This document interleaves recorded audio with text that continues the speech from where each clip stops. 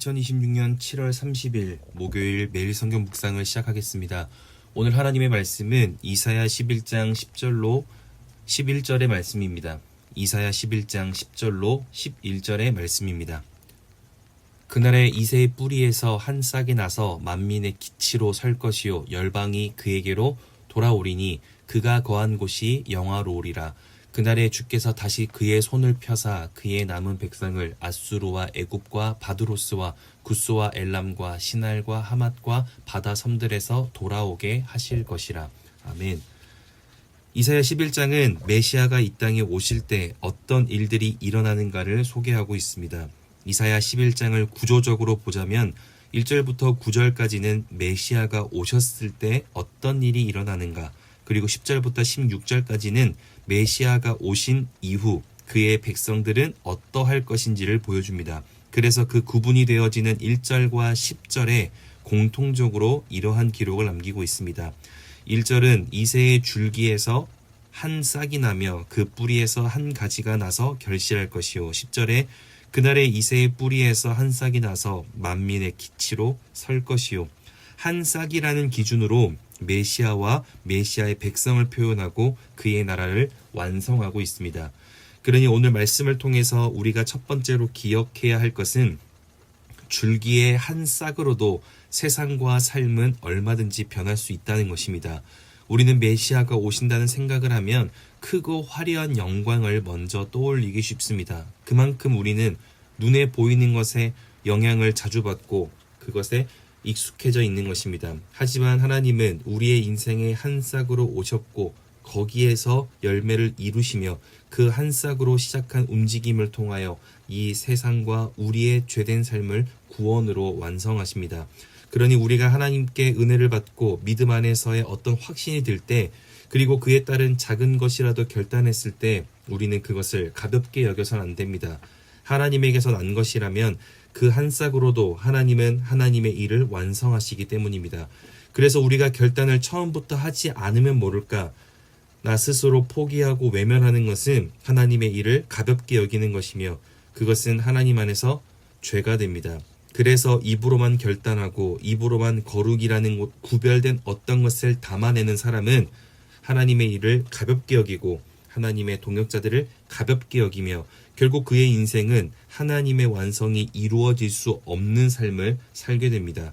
그러니 하나님의 일에 참여하면서도 자기 만족이 없고 하나님의 동역자들과 함께 신앙생활을 하면서도 자기 만족이 없어 모든 것에 공허함을 느끼며 불만이 가득해지기 시작하고 판단하고 평가하기를 즐겨하는, 보이고 들리는 것이 중심되는, 남에게 보여지는 것이 중요한 삶을 살게 됩니다.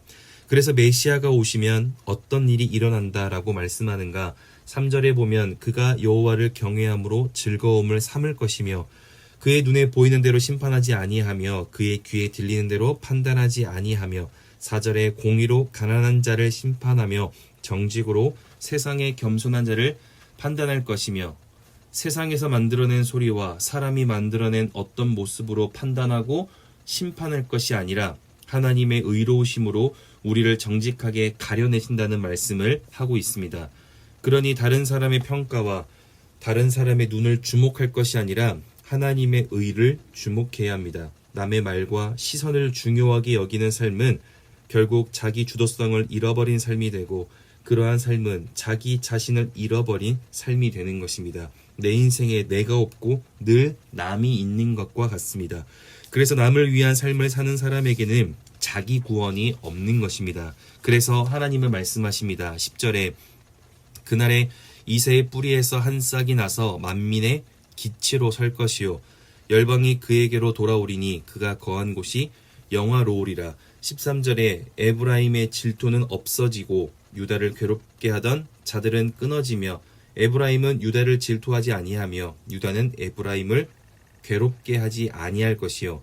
즉 자기 자신을 잃어버리고 남을 위한 삶을 살던 사람은 그렇게 하나님께로 돌아오게 만드시고 남의 시선과 평가가 중요하기에 생겨난 그 질투와 그에 따른 괴로움에서 이스라엘을 구원하시겠다라고 말씀하고 있는 것입니다.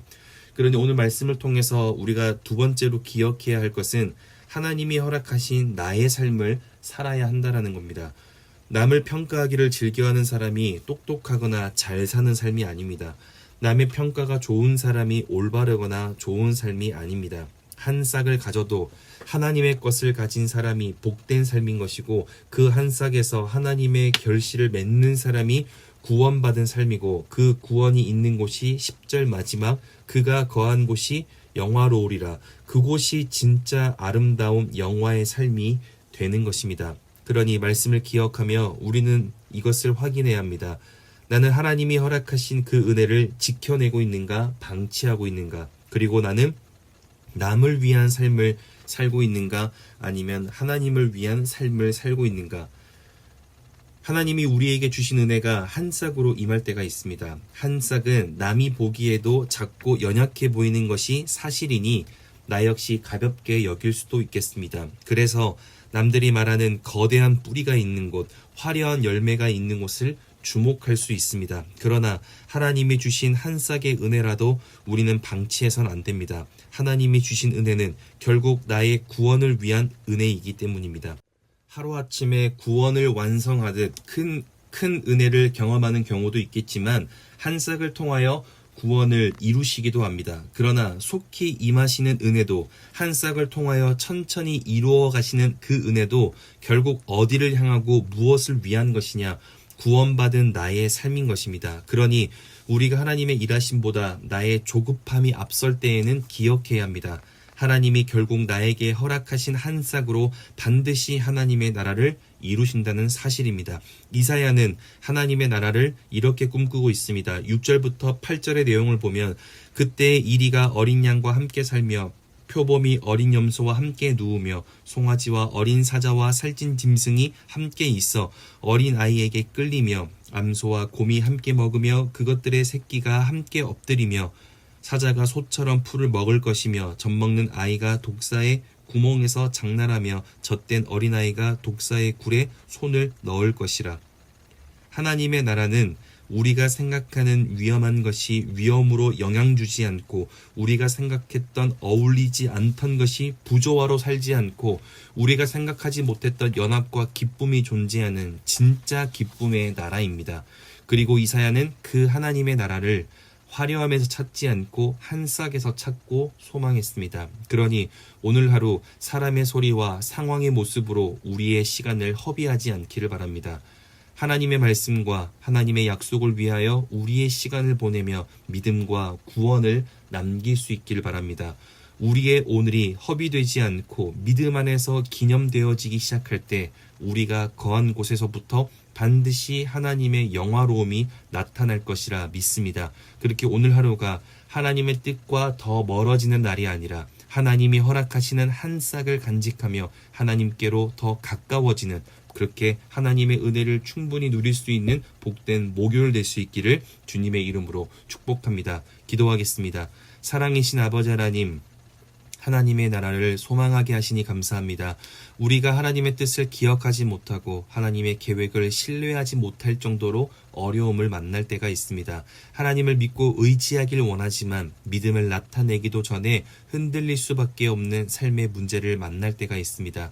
그런 우리에게 은혜를 주시어서 담대함으로 주의 말씀을 붙잡게 하시고 하나님의 능력을 주시어서 모든 상황을 진리로 마주할 수 있는 우리가 될 수 있도록 우리에게 믿음의 믿음을 허락하여 주시옵소서. 그렇게 복된 하루로 인도하실 주님께 감사와 찬양을 드리며, 이제는 우리 주 예수 그리스도의 은혜와 하나님의 사랑하심과 성령의 내주교통 역사하심이 하나님의 나라를 기억하고 소망하며 어떤 순간에도 믿음을 지켜내고 드러내기로 결단하고 돌아가는, 함께 예배하는 모든 하나님의 사람들 머리 위에, 그리고 멀리 해외군의 지방에 있는 가족들, 우리 교회 환우들과 우리 교회와 복중의 생명까지 이제로부터 영원토록 함께 하옵시기를 간절히 축원하옵나이다.